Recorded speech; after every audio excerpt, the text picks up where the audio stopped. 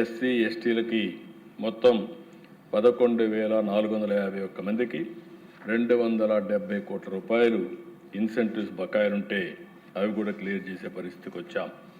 మొన్నే విశాఖపట్నంలో partnership submit పెట్టాం. 15 రంగాల్లో 613 ఒప్పందాలు వచ్చాయి. 13,25,000 కోట్ల పెట్టుబడులు వచ్చాయి. ఇవన్నీ మెటీరియలైజ్ చేయగలిగితే 16 లక్షల మందికి ఉద్యోగాలు వస్తాయని చెప్పి కూడా నేను మీకు తెలియజేస్తున్నా. అధ్యక్ష, ఈరోజు ఈ ప్రభుత్వం ప్రోయాక్టివ్గా తీసుకున్న తర్వాత మీరు చూస్తే ఒక్క ఎంఎస్ఎంఈల్లో 2,48,906 మందికి ఉద్యోగాలు వచ్చాయి. స్కిల్ డెవలప్మెంట్ ఇంటర్వెన్షన్ పెట్టి జాబ్ ఫేర్స్ పెడితే 1,46,627 మందికి వచ్చాయి. ఇండస్ట్రీ 95,174 మందికి వచ్చాయి. ఫుడ్ ప్రాసెసింగ్ 64,035 మందికి వచ్చాయి. అదే మరి గవర్నమెంట్ జాబ్ క్రియేషన్లో ఇప్పటి వరకు ఏదైతే మెగా డిఎస్సి కానీ పోలీస్ కానిస్టేబుల్స్ కానీ మిగిలినటన్నీ చూస్తే 30,598 ఉద్యోగాలు గవర్నమెంట్లో ఇచ్చిన ఘనత ఈ ప్రభుత్వానికి దక్కింది.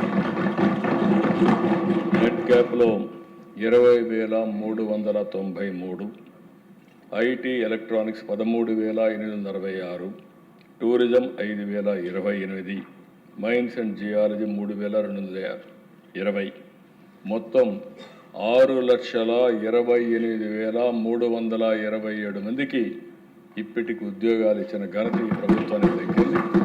ఇంకా ఉద్యోగాలు ఇది నిరంతరం పర్యవేక్షిస్తాం, ముందుకు తీసుకెళ్తాం. రాబోయే రోజుల్లో ఆంధ్రప్రదేశ్ అనేది ఒక ప్రిఫర్డ్ డెస్టినేషన్ కింద పెట్టుబడులకి ఒక బెస్ట్ డెస్టినేషన్ కింద తయారు చేస్తాం.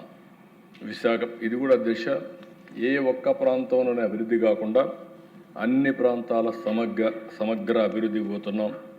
విశాఖపట్నం, తిరుపతి, అమరావతి 3 ఎకనామిక్ జోన్స్ని పెట్టుకొని ఆ ప్రాంతాలు అభివృద్ధి చేస్తాం.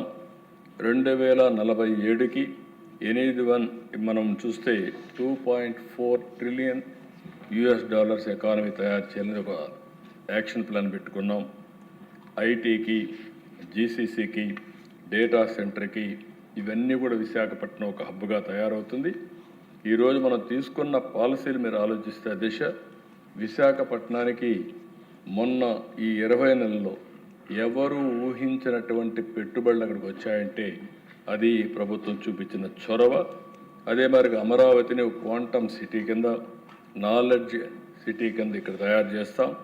రాయలసీమ మొత్తం తిరుపతి కేంద్రంగా space, aerospace, defence, drone, electronic ఇవన్నీ కూడా తీసుకొచ్చి దాన్ని ఒక హబ్గా తయారు చేస్తాం.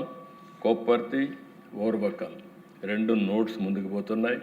అనకాపల్లి బల్క్ డ్రగ్ పార్క్ కూడా తీసుకొచ్చాం. ఇవి కాకుండా మీరు ఒకసారి ఆలోచిస్తే దిశ ఇప్పటి వరకు ఈ ప్రభుత్వం చాలా వరకు ఇన్వెస్ట్మెంట్లు మీరు చూస్తే పెద్ద పెద్ద ఇన్వెస్ట్మెంట్లు, రిఫైనరీ అండ్ పెట్రోకెమికల్స్, బీపీసీఎల్ 1,00,000 కోట్ల రూపాయలతో 12,000 మంది employment, direct and indirect employment వస్తుంది. దగ్గర 1,00,000 కోట్ల రూపాయలతో పెట్టుబడితో బీపీసీఎల్ రామాయంపట్నంలో పెడుతున్నారు. అదే సమయంలో data centre and AI Google 87,520 కోట్లు. ఇది లార్జెస్ట్ అంటే దగ్గర $15 billion after economic reforms. Biggest investment, foreign direct investment ఇండియాకు వచ్చిందంటే అది గూగుల్లే మొదటిది. అది విశాఖపట్నం వచ్చింది. ఆ రోజు ఇది కూడా ఇప్పుడే ఈ ప్రభుత్వానికి అధ్యక్ష ఒక మాట చెప్పాలి. ఈరోజు ఇక్కడ ఉండే ఎన్డీఏ మెంబర్స్ అందరినీ మీరు చూస్తున్నారు. మేము అందరం కూడా ఒకే ఆలోచన. ఎన్నికల ముందు ఒక మాట చెప్పాం, రాష్ట్రాన్ని పునర్నిర్మాణం చేస్తాం, అభివృద్ధి, సంక్షేమం, సుపరిపాలనతో ముందుకు పోతాను ఆ రోజు చెప్పాం. ఈ 20 నెలల్లో చెప్పిన మాట కోసం ఇటు నేను కానీ, అటు పవన్ కళ్యాణ్ గారు కానీ, అటు బీజేపీ కానీ ఒకే మాట మీద ముందుకు పోతున్నాను మరొక్కసారి తెలియజేస్తున్నా. ఇవి సాధించామంటే ఈ ఐకమత్యంతో, డెడికేషన్తో పనిచేశాం కాబట్టి ఇది సాధ్యమవుతోంది. అదే మరి ఇక్కడ ఇది ఇన్వెస్ట్మెంట్ వచ్చినప్పుడైతే నేను కూడా ఒకసారి ఇంత అనుభవం ఉన్నా వీళ్ళు పోయే ఫాస్ట్నెస్ చూసిన తర్వాత 1-2 సార్లు ఆలోచించాను. ఒకరోజు మీటింగ్లో నేను ఇన్వెస్ట్మెంటర్స్ మీటింగ్ పెట్టుకున్నప్పుడు SIPB మీటింగ్ జరుగుతూ ఉంది. ఆ మీటింగ్లో ప్రపోజల్స్ పెట్టినప్పుడు విశాఖపట్నంలో 99 పైసలు లేకుంటే రూపాయికి ల్యాండ్ ఇవ్వాలి ఎకరాన్ని కోరినప్పుడు నేను కూడా 2 నిమిషాలు ఆలోచించాను. దీనివల్ల నేను చాలా ఇన్వెస్ట్మెంట్ తీసుకొచ్చారు, కానీ ఇది పనిచేస్తుందా ఇది ఒకటే కూడా ఆలోచించాను. కాదు అని అందరూ ఎవరైతే లోకేష్ గారు ఆ కన్సర్న్ చైర్మన్గా మిగిలిన మంత్రులు చెప్పినప్పుడు సరే ఓకే యాక్సెప్ట్ చేద్దాం, ముందుకు పోమన్నాం. ఫస్ట్ మేము యాక్సెప్ట్ చేసిన ప్రాజెక్టు టాటా TCS. అది వచ్చిన తర్వాత క్యూ కట్టారు, అనేక కంపెనీలు వచ్చాయి. 20 నెలల్లో ఇన్ని కంపెనీలు విశాఖపట్నానికి రావడం ఒక చరిత్ర. దానికి కారణం 25.6% పెట్టుబడులు ఒక్క రాష్ట్రానికి వచ్చాయంటే అది రాష్ట్రం యొక్క సత్తా అని మరొకసారి మీ ద్వారా ప్రజలందరికీ విజ్ఞప్తి చేస్తున్నాను. RCR మిత్తల దిశ స్టీల్ సిటీ దగ్గర they are going to spend 69,000 కోట్ల రూపాయలు ఫేజ్ 1లో ఖర్చు పెడతారు. 26,000 మందికి అపాయింట్మెంట్ వస్తుంది. ఈ మంత్లోనే 23వ తారీఖున ఫౌండేషన్ ఇస్తున్నాం. గూగుల్ నెక్స్ట్ మంత్లో వేస్తాం. ఇవన్నీ కూడా రాబోయే రోజుల్లో 1 by 1 చేసి ముందుకు పోతామని చెప్పి కూడా నేను మీకు తెలియజేస్తున్నాను. రిలయన్స్ ఇండస్ట్రీస్ 65,000 కోట్లతో ఏదైతే 500 నెంబర్ CBG ప్లాంట్స్ పెడుతున్నారు. ఇది కాకుండా డేటా సెంటర్ పెట్టడానికి కూడా ముందుకు వస్తున్నారు.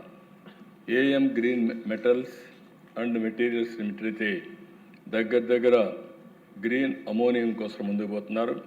44,000 కోట్ల రూపాయలు కాకినాడలో ఖర్చు పెట్టబోతున్నారు. అదే మరిగా దేశ ఇండి చిప్ సెమీ కండక్టర్ లిమిటెడ్ ఇది కూడా 22,970 కోట్లతో 1,241 మందికి ఉద్యోగాలు వస్తాయి. ఇంకొక పక్కన AP NTPC green energy limited 2 కలిపి ఒక పెద్ద పెట్టుబడి వస్తుంది. ఇది విశాఖపట్నంలో ఇది 1,85,000 కోట్లు. సిఫీ ఇన్ఫినిట్ స్పేస్ లిమిటెడ్ 16,466 కోట్లు. AM గ్రీన్ అమోనియా నేను ముందే చెప్పిన దిశ.